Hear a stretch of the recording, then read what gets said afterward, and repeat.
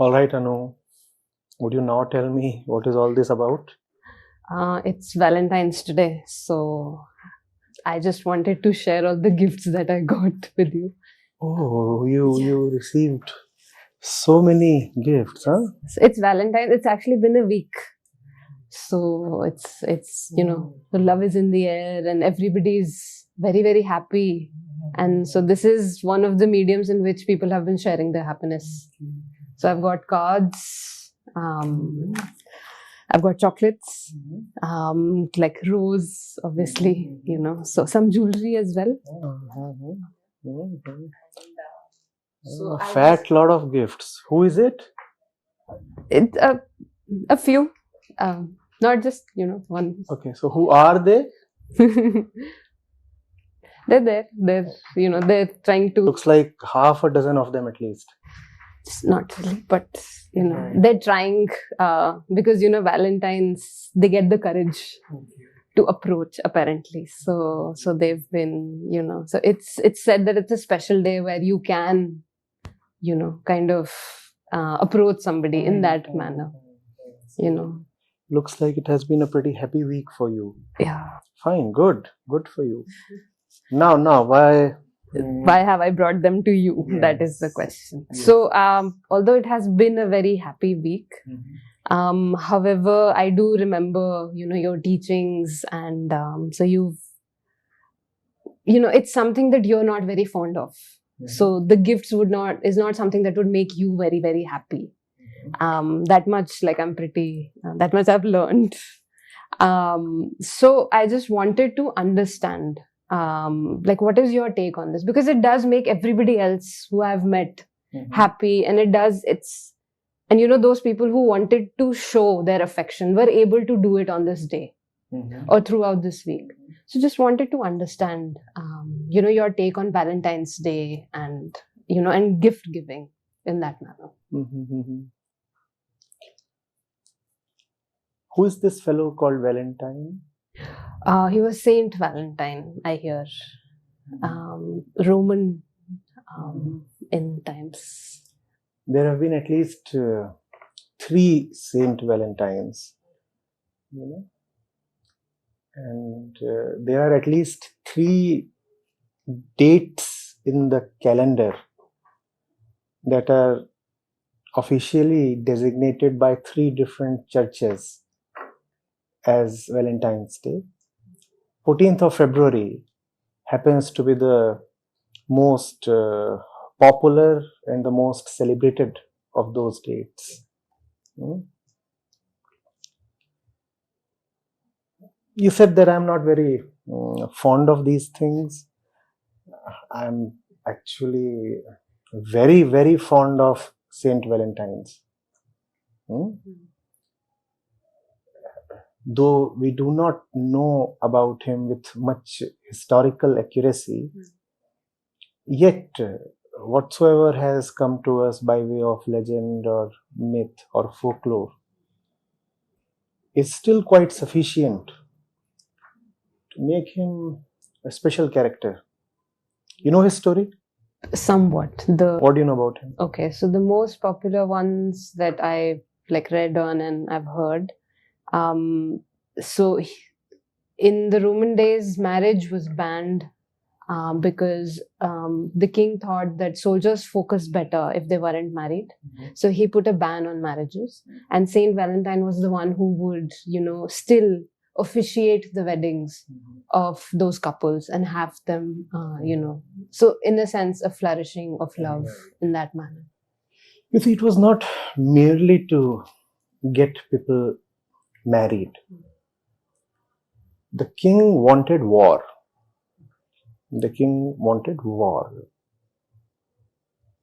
And he would say that if you have love, then your tendency to be ferocious and violent reduces.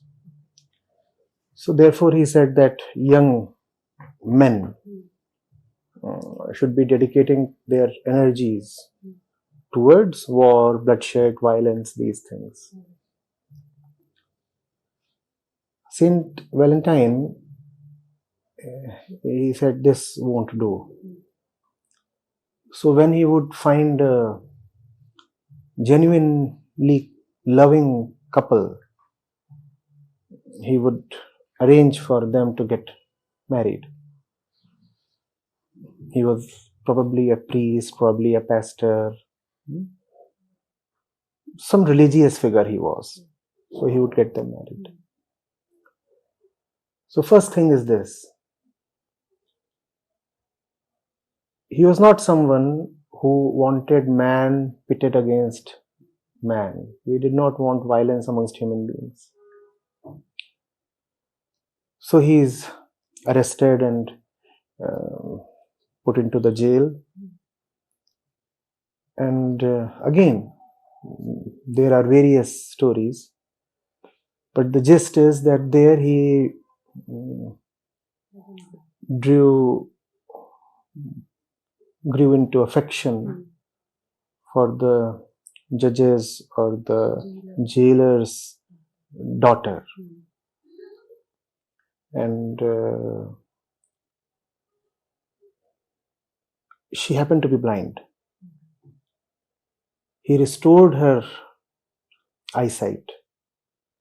He restored her eyesight. And this is metaphorical. The true meaning has to be understood. You see, he's a saint. He is no ordinary lover. So when it is said that he restored her eyesight, what it means is that he got her in the fold of the religion of Jesus. Actually, the story says that 40 to 50 members of the jailer's household converted to Christianity. And obviously that included the jailer's daughter as well. So when he loves, that's the action of his love, right? To bring the beloved to the path of religion. And that is also what is symbolically meant by giving eyes to someone. She was blind and he gave her eyes. She was blind, probably not in the physical sense, but in the mental sense, that she could not see the truth. She could not really understand what the world is, what life is, what thoughts are, what emotions are, what is this entire business of taking birth, living, dying. And he gave this vision to her. And in that sense, he gave her eyesight. And just before he was to be executed, martyred, he wrote her a letter. And in that letter, he signed off with your Valentine. There was the first letter in which someone declared himself as somebody's Valentine. And he sends this letter to the girl, and soon after that he is beheaded, executed. His skull ornamented with flowers, is still on display in Rome, or so is it said. So that is the entire thing about Saint Valentine's martyrdom. Obviously, it is something beautiful and entirely lovable. So do not think that I despise this day. I obviously don't. This day is important for two reasons. The first reason we have already talked of. Saint Valentine's courage and sacrifice. The other reason we'll come to in a while. So you see, this is what love does. This is the action of love. Two things are important here. You said that you are seeing love in the air, the sky is pink, and people are going around holding hands and doing their sweet little things. Yeah, very happy. very romantic, all those things are there. Right. Now you have some sort of a couple. In Saint Valentine's case as well, there is a man, there is a woman, and the man has developed affection for the woman. Now see what happens there. What is it that you gift to your beloved? What did he gift her? Sight. He gave her light. He gave her light. So that's the Valentine's Day gift worthy of being given. That's the only gift worth giving and worth receiving, obviously. Now there are all these things that you have received. Surely they are all nice and cute. But you must check how much of this gives you vision. Remember that Saint Valentine gave eyesight to her girl, to his girl. Is this giving you eyesight and vision? If yes, wonderful. If no, then you need to take all this a little casually. So that's about what you give to the other. And related to that is what happens to you in the process of giving a genuine gift of love to the other. What happened to Saint Valentine? He gave eyes to his girl. Great. And what happened to him in the process? That's the action of love. You give the greatest gift possible to the other, which is not a teddy bear or roses or jewelry or a lot of other things that you have here, cards. Not this. Gift her that which makes life living, worth living. And in that process, if you are to be beheaded, so be it. In fact, you cannot give the highest gift to the other without facing adverse and dire consequences upon yourself. That's the standard that the saint had set. And all the couples that are going around, they are most welcome to be in love. Love is a beautiful thing, probably the most beautiful thing. This is what we are really born for. But then what is the quality of one's love? Shouldn't that be investigated into? You give her that which she really needs. And in the process, you lay down your own life. And you need to have the guts, the clarity, and the love to do that. That's what the whole thing is about, right? So, but so the one who has given me, let's say, the rose or the chocolates or this card, if they themselves do not carry, the wisdom to know what is the right gift, then you must see that the whole thing is spiritual in context. The one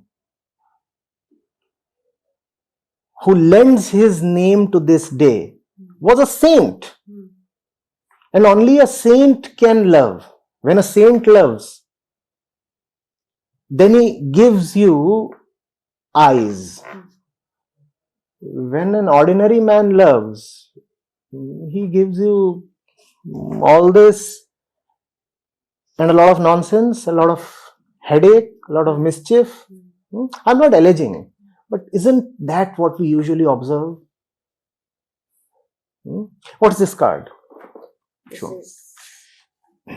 So, see what it reads with due respect to the one who gave this to you. Your love is like chocolate. I want to bite into it all the time. Now, does this sound even remotely like something coming from Saint Valentine? That's the issue. Your love is like chocolate. I want to bite into it all the time. desire, consumption, and hidden exploitation, trying to bite into the other. Personal gratification, which necessarily comes at the cost of the other.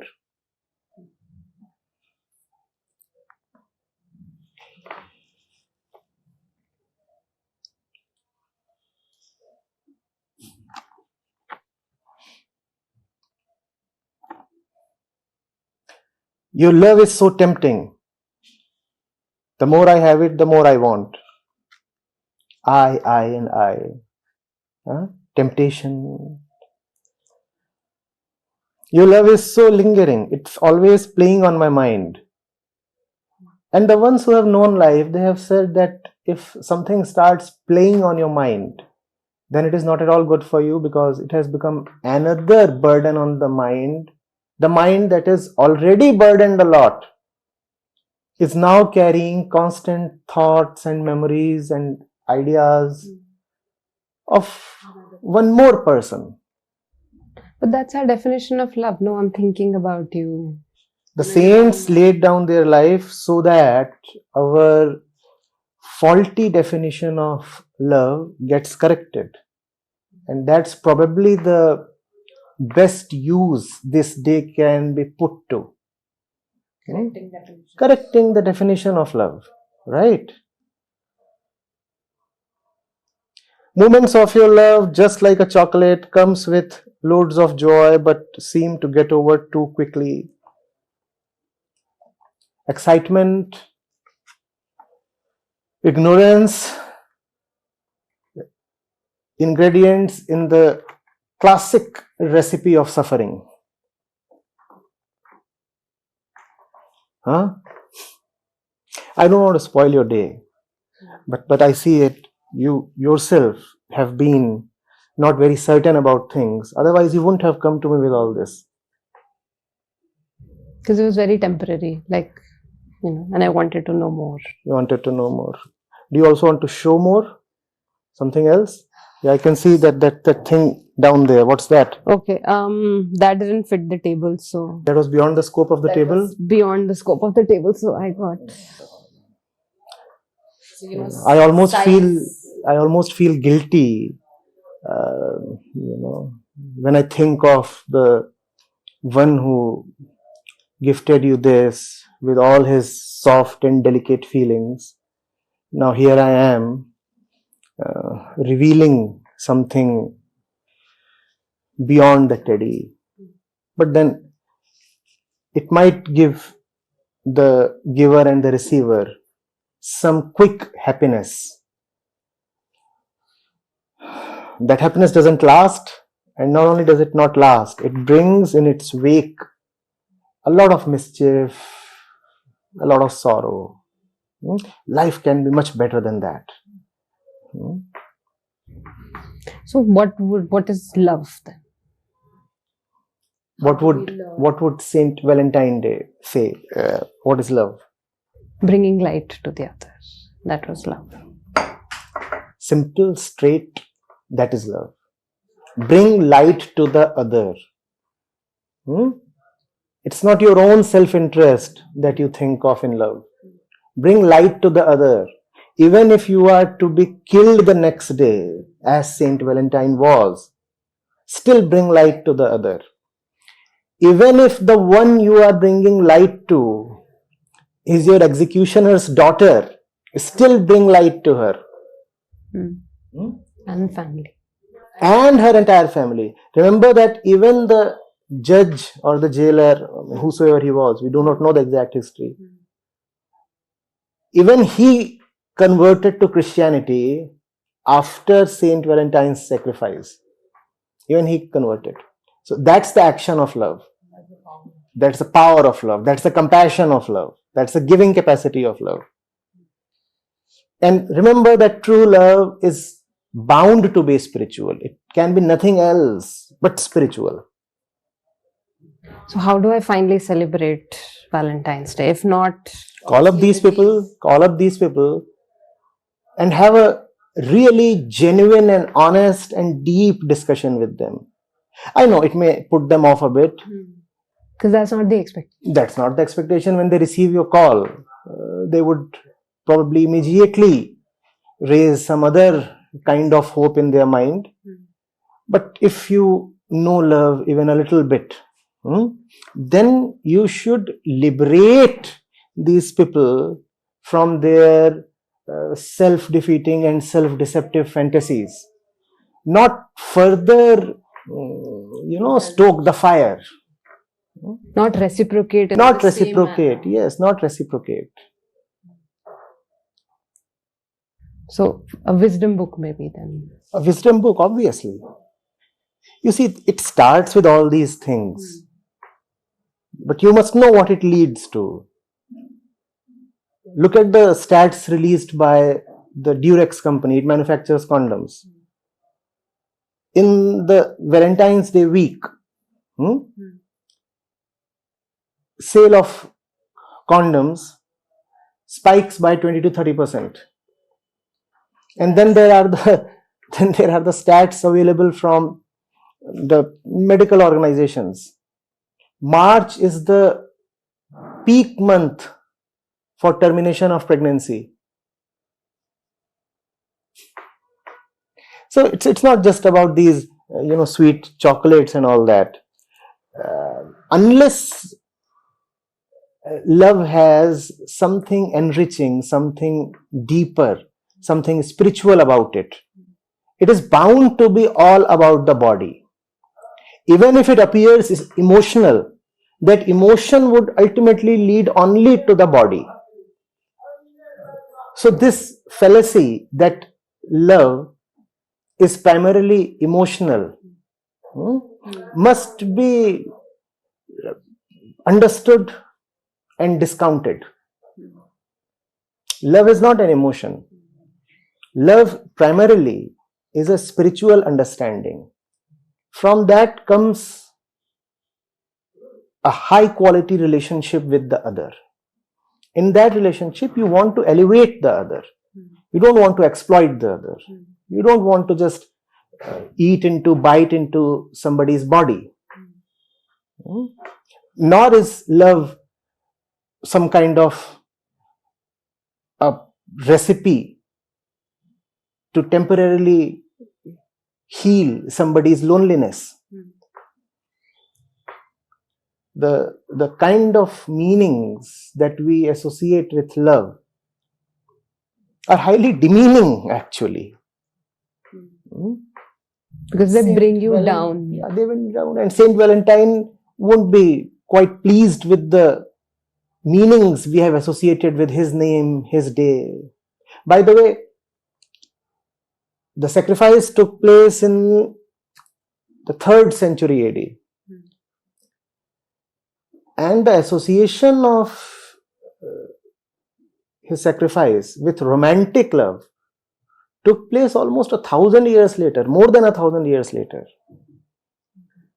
So that association is pretty recent, 14th century, 15th century. And it was not until the 18th century or so that formal celebrations started. So you see that these formal celebrations, the participation of market in the festival of love has a strong consumerist angle to it. Otherwise, it's a religious day actually. And true love is bound to be religious. If you do not like the word religious, then spiritual. Always remember what Saint Valentine did. He loved the woman, he gave her eyes and laid down his own life. That is love. Does laying down of life always mean that you have, that's death? Good. You see, just as gifting eyes to someone has to be understood beyond the metaphor, beyond the simple. Similarly, laying down of one's life or getting beheaded has to be understood beyond the symbolism. The head stands for the ego. in love, and in India especially, saints have repeatedly said, if you go to Saint Kabir, for example, he would say, sir काटे भुई धरे तब बैठे घर माही, ये तो घर है प्रेम का खाला का घर नहीं. This is the house of love. In this house you can enter only after you have cut down your head and put it on the floor. So getting beheaded implies severing, cutting off the strong mental and intellectual tendency to look after your own self-interest, and that is called the ego. The head stands for the ego, and the ego means I have to take care of my desires, my wants. I'll do that which makes me happy, gives me pleasure. So you have to get rid of that feeling, and that's a very, very strong tendency in every human being. Love implies get rid of your self-centered life. Cut off your head, which means please gain some kind of separation, some freedom from your ego, and give to the other what the other really needs. Do not be associated with the other in order to get something from her. Be associated with the other to give something to her. And what is it that you give to her? That which she needs. Give her eyes. Give her spiritual vision. Give her the capacity to really see life, stand independently, live in freedom, live in clarity, and therefore live in joy beyond sorrow. Because she will think she needs all of this. Yeah, she may often think that she needs all of this, and when you initially try to gift her eyes, she may even feel offended. She may say the entire world is gifting each other nice things. This. And who are you? You are giving me some kind of religious gyan. I do not want it. But then, these gifts, look at this. Look at this. We are living in an age when many species of bears, koalas, pandas are getting fast extinct. As a young man, should your energy be directed towards this toy, turning the bear into a toy, or really living in a way that helps save the species? That would be love. That would be love.